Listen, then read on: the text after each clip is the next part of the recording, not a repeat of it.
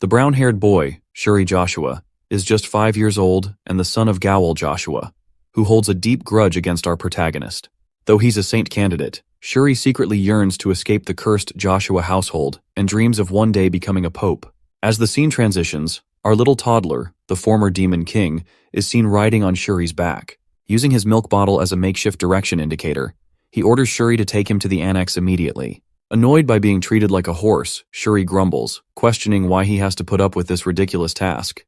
But before he can complain any further, Isaac's Shadow Lich looms over him, threatening to obey the orders given. It addresses him as a little bug, and advises him to focus on making it out alive rather than whining. As the scene transitions, Shuri has taken the toddler nearly to his destination. He asks, wondering aloud where he's being dragged off to at such an hour, half-jokingly wondering if he is a ghost. Suddenly, he freezes, realizing that the place he's standing in front of is none other than the Joshua residence's second annex. Shuri freaks out, claiming that it's a haunted house.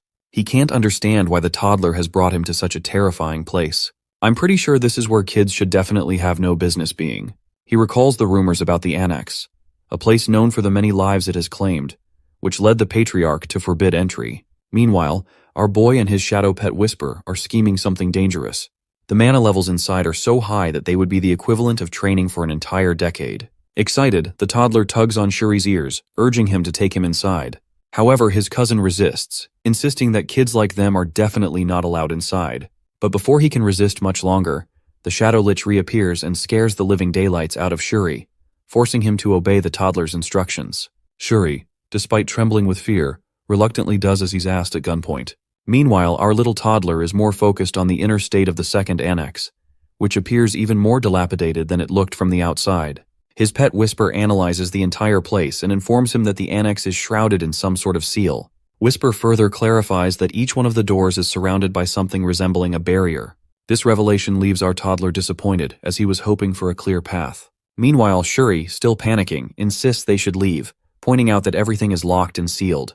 But this is Isaac we're talking about, and as expected, the toddler refuses to give up at any cost. In frustration, he yanks on poor Shuri's poop-brown hair. After a brief pause, the two happen to notice the paintings hanging on the walls. Shuri shares with his baby master that they belong to the past patriarchs. Sensing his cousin's motivation, our boy asks if Shuri plans on going after the patriarch position too. So after he calms down a bit, the boy confidently boasts that he will undoubtedly be the next patriarch.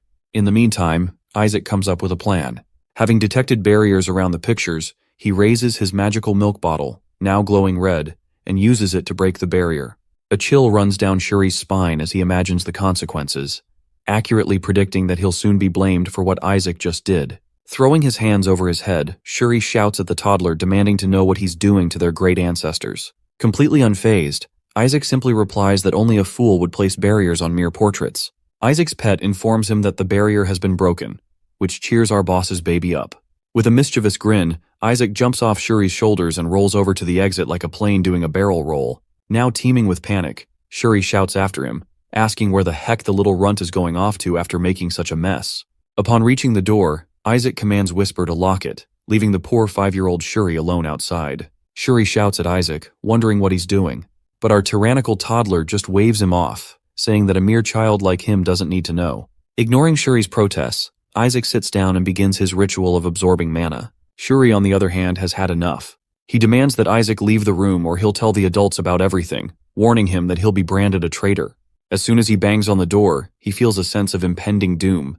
It turns out the adults have already found their way to him, looking for the two kids. Seeing the adults approaching, Shuri thinks it's the perfect time to complain about Isaac. But before he can as much as utter a word, his whining is abruptly cut short by an old geezer who bursts in, furious.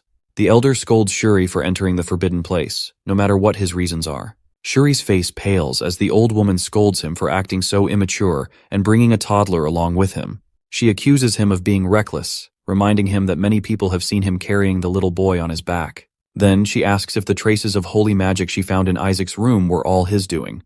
Shuri, caught off guard by the inquiries, can't find the words to defend himself. After all, no one would believe that it was all the work of a mere toddler. His silence only deepens the suspicion. Uncle Riley steps forward and rests his hand on Shuri's shoulder with a serious expression. He berates the boy, emphasizing that he's gone too far this time. In a calmer tone, he accuses Shuri of harassing a toddler who hasn't even stopped drinking his mother's milk.